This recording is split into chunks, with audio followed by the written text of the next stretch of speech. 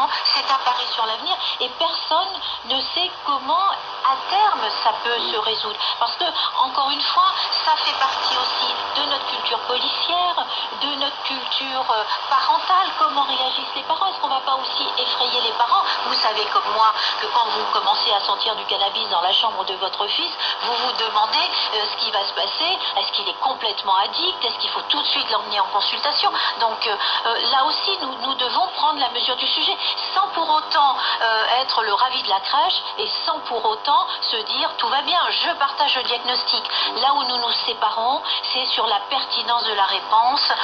Pour les autorités publiques, c'est un pari et je n'engagerai pour l'instant pas les autorités publiques Alors, vous venez d'évoquer l'ONU qui va se poser cette question de savoir si on peut réduire ou supprimer l'offre et la demande de drogue dans le monde. Est-ce que vous pensez que c'est une perspective réaliste, Jean-Pierre Coutreau? Je ne sais pas si réaliste, mais en tout cas, déjà l'ONU va j'espère, affronter la possibilité de dire qu'il faut sortir de cette guerre absolue à la drogue qui avait été déclarée dans les années 70, qui faisait tout passer par quand même des budgets énormes, avec des pays qui ont été maltraités, avec, pour le coup, en Amérique du Sud, des situations qui sont quand même honteuses et qui n'ont eu aucune efficacité. Donc aujourd'hui, que l'ONU se dise qu'il faut sortir du mythe de la guerre à la drogue et que peut-être il faut rééquilibrer avec des réponses qui soient un peu plus de